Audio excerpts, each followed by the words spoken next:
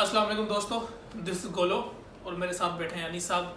और आज यहाँ पे जापान में जल्जला आया था, जो सुनामी आया था, आज उसको 11 साल पूरे हो चुके हैं। और उस जल्जले में जो है अनीस साहब ने यहाँ पे एज अ वॉलंटियर काम किया था। तो आज हम यहाँ अनीस साहब से जानेंगे उस टाइम की कहानी कि किस तरह अनीस साहब को पता चला और उन्होंने किस तरह वॉलंटियरली यहाँ पे काम किया। जी अनीस साहब। शुक्रिया जी। आज 11 मार्च है और इत्तेफाक से जुमे का दिन है। 11 मार्च 2011 को जापान के शुमाल मशरकी इलाके कहना चाहिए, वहाँ एक शदीद ज़लज़ला आया मैग्नीट्यूड पर, जिसकी शिद्दत 9.0 थी या बाज़ जगह 9.1 भी मैयर की गई। और इस हवाले से इस ज़लज़ले को जापान का बदतरीन ज़लज़ला समझा गया कि इतना शदीद ज़लज़ला जापान की हिस्ट्री में कभी नहीं आया। और जब तक जापान दुनिया का भी जो रिकॉर्ड है ज़लज़लों के बारे में, जब उसको भी देखा गया तो ये ह्यूमन हिस्ट्री का भी बदतरीन ज़लज़लों में से तीसरे चौथे नंबर पर था। तो इस लिहाज से बहुत ही खौफनाक ज़लज़ला था। मैं अभी भी आइचिकेन में हूँ, उस वक्त भी आइचिकेन में ही रहता था। तो आइचिकेन ज़लज़ले के मरकज़ से 800-900 किलोमीटर दूर था और यहाँ भी ज़लज़ले के अच्छे खासे झटके महसूस किए गए। और उस वक्त हम जुमा पढ़ के उसके बाद क्रिकेट खेलने की तैयारी कर रहे थे कि झटकों से पता चल गया कि कहीं ना कहीं काफ़ी बड़ा ज़लज़ला आया है। जब खबरें वगैरह देखी गई तो पता चला कि जापान के शुमाल मशरकी इलाकों में जो बड़ा शहर है सेंदाई काफ़ी बड़ा शहर है, 1 मिलियन से ज़्यादा वहाँ की आबादी है। उसके गिरदो नवाह में तबाही काफ़ी हुई थी। सेंदाई एयरपोर्ट की शुरू में ख़बरें आई। तो जब हमें पता चला कि इतना शदीद ज़लज़ला है तो फ़ौरी तौर पर ख्याल यही था कि ज़लज़ला जितना बड़ा है, इस मौके पे बहुत से वॉलंटियर कामों की ज़रूरत होगी, लिहाजा हमें खिदमत के लिए जाना चाहिए, सामने आना चाहिए। और हम उसी दिन जुमे के दिन को रात को ही यहाँ से निकल गए, टोक्यो में स्टे किया और 12 मार्च को हम उस एरिया में तोहक, जो जापान का नॉर्थ ईस्ट कहलाता है, वहाँ पे हम एंटर हो गए। लेकिन अभी ज़लज़ले के बिल्कुल सेंटर वाला इलाका जो मुतासरा था वहाँ नहीं पहुँचे थे। फुकुशिमा के इर्द गिर्द ही हम अभी थे कि ये ख़बर आने लग गई कि जापान के जो न्यूक्लियर वहाँ पे एटॉमिक प्लांट्स हैं, वहाँ पे रेडिएशन का ख़तरा है। तो जो करीब जी, फुकुशिमा में 2 थे बड़े न्यूक्लियर प्लांट्स, वहाँ पे रेडिएशन की खबरें आने लग गई और बड़ा जापान में खौफ था। गैर मुल्की बाहर जाने लग गए यहाँ से, छोड़ के सब जी। वो जो एम्बेसीज थी और बहुत से मुल्कों की तरफ से अपने सिटीज़न को यही एडवाइस की गई कि आप जितना जल्दी हो सके जापान से निकल आएँ। बाज़ मुल्कों ने तो अपने शहरियों को टिकट्स भी ऑफ़र की। अच्छा। कि टिकट्स भी वहाँ की गवर्नमेंट देगी और आप जापान से जितना जल्दी हो जाए इवैक्यूएट करें और अपने मुल्कों को वापस आ जाएं। तो इस तरह की सूरत हाल में बहरहाल वॉलंटियर के लिए जाना ना जाना एक मुश्किल फ़ैसला था, लेकिन फिर भी हमने दुआ करके, अल्लाह पे तवक्कुल करके उस इलाके में कदम रखा। और जब हम वहाँ गए और सर्दी थी, काफ़ी अच्छी खासी सर्दी थी, 10 के करीब टेम्परेचर था। और उस जिस इलाके में हमने जाना वहाँ तो बर्फ़बारी भी हो रही थी।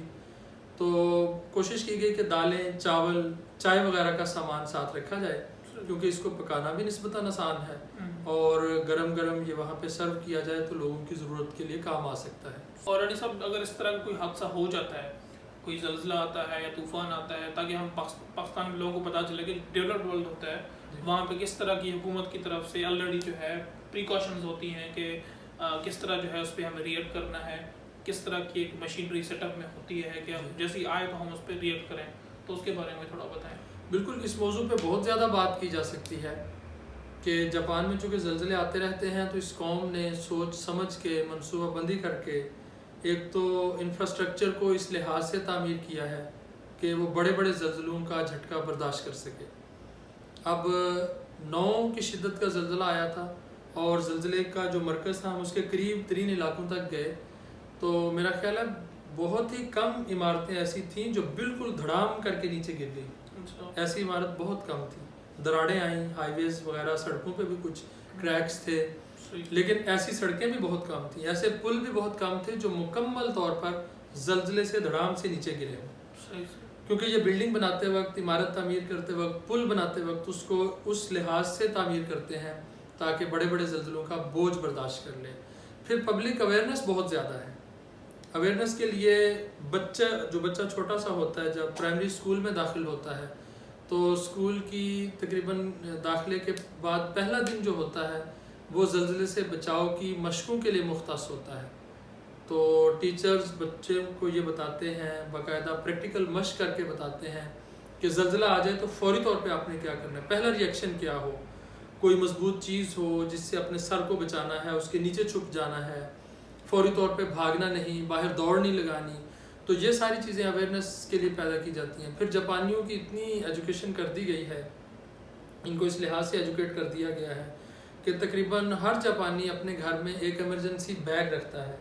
उस बैग में टार्च होती है, पानी होता है, अगर किसी जगह फ़ौरी तौर पे ज़ख्म आ जाए तो जिस तरह ये रैपिंग पेपर होता है किचन वाला, वो भी साथ रखा होता है कि ज़ख्म को बांधने में काम आएगा। और भी फ़र्स्ट एड की छोटी छोटी चीज़ें, खाने पीने का कुछ इमरजेंसी का सामान, अपना ज़रूरी डॉक्यूमेंट, पासपोर्ट वगैरह उस बैग में रखा जाता है। और उस बैग को अपनी किसी करीब एक्सेस ऐसी जगह पर रखा जाता है कि फ़ौरी ज़लज़ला आए तो वो लेके इंसान फिर किसी जगह जा सके। तो इन जो ये इक़दामात हैं, ये जो अवेयरनेस है, इसकी वजह से ये फ़ायदा होता है। एक मिसाल दूँ कि हमारे यहाँ 2005 में बालाकोट और मुज़फ़्फ़राबाद में जो ज़लज़ला आया था तकरीबन 7.89 था शायद, और उसमें 1 लाख तो हमारा वो जो फिगर था तकरीबन के उसमें लोग जी जाँ बहक हो गए, डेथ हो गई।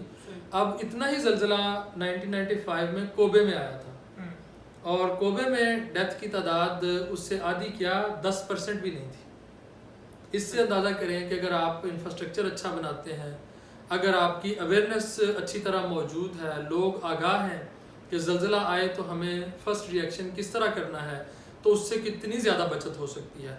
अब हम नागोया में रहते हैं, इस इलाके में भी एक ज़लज़ला एक्सपेक्टेड है। अब मुझे यहाँ 17 साल हो गए, तो कभी भी आ सकता है। और बड़ा मतलब होगा, बहुत बड़ा होगा। अच्छा। जो पिछला रिकॉर्ड है ज़लज़लों का, उसको देखकर अंदाज़ा लगाया जाता है कि जब यहाँ ज़लज़ला आएगा तो वो बहुत बड़ा ज़लज़ला होगा। और मुझे 17 साल हो गए ये सुनते हुए। जिस तरह बाकायदा डिपार्टमेंट होता है, यहाँ की जो प्रोविंशियल गवर्नमेंट है उसकी तरफ से बाकायदा डिपार्टमेंट बना हुआ है, उस ज़लज़ले का नाम भी रख दिया गया है कि थोकाई जिशिन उसका नाम होगा। बल्कि जब भी कहीं आसपास बड़ा ज़लज़ला आता है तो फ़ौरन ये शक पड़ती है कि कहीं वो थोकाई अर्थक्वेक तो नहीं आ गया। तो उसके बारे में वो अवेयरनेस दी जाती है, मोहल्लों में नक्शे बना दिए गए हैं, हमें भी घरों में नक्शे भी पहुँचाए जाते हैं, बताया जाता है कि अगर ज़लज़ला आ गया तो सेफेस्ट जगह कौन सी, आपने किस तरफ को जाना है, क्या करना है। और दूसरा अली साहब, दूसरा मुझे आपसे ये पूछना था कि वहाँ पे आप गए तो ज़ाहिर है आपने पाकिस्तान का वहाँ पे नाम रिप्रेजेंट किया कि पाकिस्तानी आए हैं फॉरेनर हमारी हेल्प करने मुसीबत के वक्त में, तो क्या तासुरात थे वहाँ पे मौजूद जापानियों के पाकिस्तान के बारे में, और आप लोगों के साथ उनका बिहेवियर किस तरह का था? जी, जब हम वहाँ गए तो वो ऐसा इलाका है जहाँ पाकिस्तानियों की तादाद निस्बतन कम है। टोक्यो, नागोया, आइची और इस इलाके में तो फिर भी काफ़ी तादाद में लोग हैं। वहाँ काफ़ी कम तादाद में पाकिस्तानी है, बल्कि गैर मुल्की भी कम तादाद में है। तो शुरू में तो लगता था थोड़ा कोल्ड है उनका रवैया, लेकिन जब हम वहाँ चले गए तो फिर शुरू में बताया कि हम 2 गाड़ियों में सामान भर के लेके गए, लेकिन जब वहाँ देखा तो वहाँ तो बहुत ज़्यादा काम की ज़रूरत थी। फिर हम रुकते रुकते 6 माह वहाँ रुके, और 6 माह तक हमने वहाँ पे खिदमत खल की, लोगों को खाना पीना और दीगर चीज़ें मुहैया करते रहे। जापान की फ़ौज भी इस दौरान आ गई, उससे कोलैबोरेशन के साथ, कोऑर्डिनेशन के साथ वो सूप वगैरह बना देते थे, हम सालन वगैरह, दाल चावल इस तरह की चीज़ें बनाते थे, और मिल के तकरीबन 1000 लोगों का वो शेल्टर हाउस था जहाँ हम काम करते रहे। शुरू में तो उनको थोड़े से रिलेक्टेंट लगते थे कि गैर मुल्की हैं और किस तरह इनका मतलब हर चीज़ के ऊपर ट्रस्ट करके और मुकम्मल इनसे मदद वसूल कर ली जाए। लेकिन जब हमें उन्होंने देख लिया कुछ दिन यहाँ रहते हुए, स्पेशली जब हम एक स्कूल में गए, वहाँ के हेडमास्टर और लोगों से बात की, वो शेल्टर हाउस था जहाँ हम 6 माह रहे, तो वहाँ हमने ये महसूस किया, उनकी जो इन्फॉर्मेशन मिली हमें ये थी कि वहाँ तकरीबन 1-1.5 लोग पनाह लिए हुए थे, और ज़लज़ले का ये 4था-5वां दिन हो चुका था। तो वहाँ पे इंतज़ामिया ने हमें कहा कि 4-5 दिन गुजर गए, लेकिन हमने कोई गर्म चीज़ अभी तक नहीं खाई, और बिस्किट वगैरह तो हमें मुयस्सर है, और पानी पीने का भी इवन नहीं है। तो उस स्कूल वालों ने हमें बताया कि 1-1.5 लोगों के लिए उनके पास चंद लीटर पानी की बोतलें थीं, जो वैसे ही स्कूल में उन्होंने महफूज करके रखी हुई थी। और लोगों को एक एक दो दो ढक्कन वो देते थे जब वो हलक खुश्क हो जाते थे और लोग कहते थे हम बर्दाश्त नहीं कर सकते।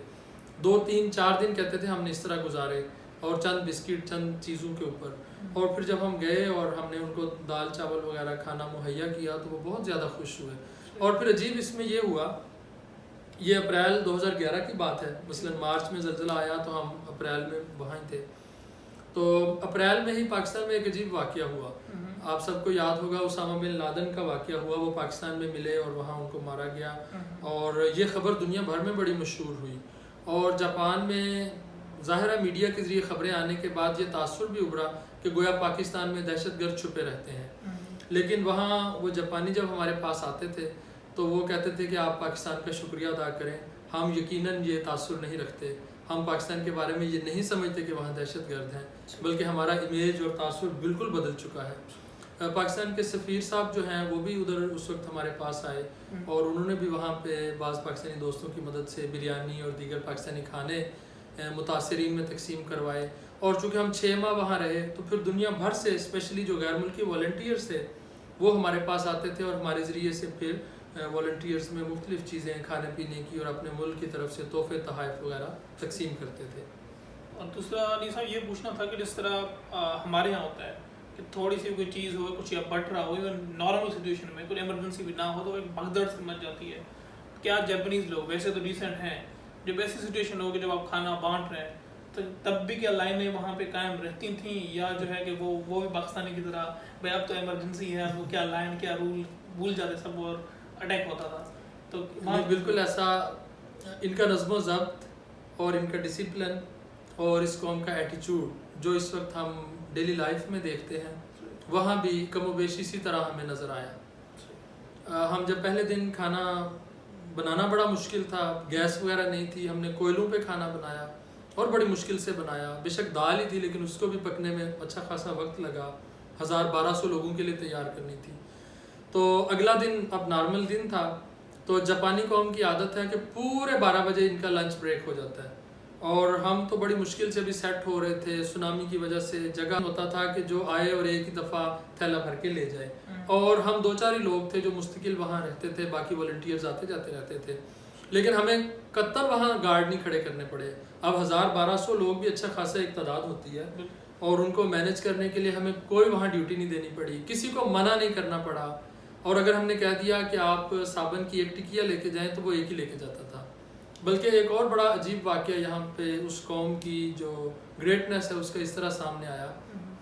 एक बहुत बूढ़ी अम्मा थी जिनकी एज तकरीबन 80-90 साल थी, और वो उस शेल्टर हाउस में जब आई तो वो बिल्कुल वफ़ात के जैसे करीब इंसान होता है ना, वो हिलजुल नहीं सकती थी, कुछ खा पी नहीं सकती थी। शदीद सर्दी और बर्फ़बारी से बड़ी मुश्किल से उनको एवैक्यूएट करके वहाँ लाया गया था। खैर हमने उनको चाय वगैरह पिलानी शुरू की, जो वॉलंटियर थे वो चम्मच के साथ उनको चाय वगैरह पिलाते, और इस तरह करते करते 8-10 दिन में वो इस काबिल हुई कि उठ के बैठ गई। और जब बैठी तो उनसे सुना गया कि आप बताएं आपके साथ क्या हुआ, सुनामी किस तरह आई, आप उस वक्त क्या कर रही थी। तो उन्होंने बताया कि जब सुनामी आई तो वो उस इलाके में तो कई फुट बल्कि कई मीटर ऊंची सुनामी आई थी। घरों की छतों पे कहते कि हमें जाके पनाह लेनी पड़ी, और जब छत पे पनाह ली तो वहाँ तक भी पानी था। लेकिन घर के बाकी लोग नौजवान और बच्चे थे वो किश्तियों विश्तियों में इधर उधर तैर वैर के कहीं मुनासिब जगह पे चले गए।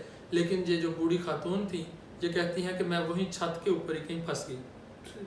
और बाद में जापानी गवर्नमेंट के हेलीकॉप्टर्स रेस्क्यू के लिए आए तो वो मोहतरमा बयान करती हैं, कहती हैं कि जब हेलीकॉप्टर तलाश के लिए आता था तो मैं छत के कहीं ओट में छुप जाती थी। वो हेलीकॉप्टर बार बार ऐलान करता था कि अगर कोई शख्स इधर मौजूद है तो वो अपना कुछ हाथ लहराए, कुछ चादर कपड़ा लहराए, ताकि हमें पता लगे यहाँ इंसान है तो हम उसको बचाएं। लेकिन कहते कि मैं छुप जाया करती थी। बिलाखिर उन्होंने मुझे 2-3-4 अटैम्प्ट्स के बाद ढूंढा और फिर बचा लिया। तो हमने कहा आप छुपती क्यों थी? कहती कि मैं एक बूढ़ी खातून हूँ, मैं इसलिए छुपती थी कि ये किसी और को बचा लें, मेरी कौम का कोई नौजवान बच जाए, कोई सेहतमंद इंसान बच जाए, मेरी अब ज़िंदगी और मौत का क्या फ़ायदा। तो ये बात सुन के यकीन करें आंखों से आंसू आ जाते थे, और इस कौम की ग्रेटनेस और जो कौमी यूनिटी और कौमी वहदत है उसका पता चलता है कि कितनी ग्रेट कौम है। बिल्कुल सही बात है। और यही है कि अभी एंड में हम दुआई कर सकते हैं कि अल्लाह पूरी दुनिया को, पाकिस्तान को, जापान को, पूरी दुनिया को इस तरह के हादसों से बचाए और अपनी हिफ्ज़ अमान में रखे। फाइनल वर्ड अली साहब, आप कुछ कहना चाहें? जी, आज जिस तरह ज़लज़ला और सुनामी का आज 11वां साल है, इस हवाले से हमें ये सोचना चाहिए कि हम डेली बड़े आराम से, सुकून से, बड़े ही इत्मीनान से ज़िंदगी गुजार रहे होते हैं। अल्लाह की बेशुमार रहमत और फजल हम सब पे होते हैं, लेकिन जब इस तरह की कोई दुनिया में तबाही आती है, कोई आफत आती है, तो यकदम इंसान पूरा साइश और आरामदेह ज़िंदगी से एक ऐसी ज़िंदगी में मुंतकिल हो जाता है जिसका कभी सोचा भी नहीं होता। इसलिए हम सबको ये चाहिए कि हमेशा इंसानों के साथ प्यार मोहब्बत से रहना सीखें और अल्लाह का शुक्र करते हुए ज़िंदगी गुजारें, और ये दुआएं करते रहें कि अल्लाह ताला हमें भी और बाकी इंसानों को भी हर तरह की आफत से बचाए रखें। थैंक यू सो मच, दुआ में याद रखिएगा। अल्लाह हाफ़िज़।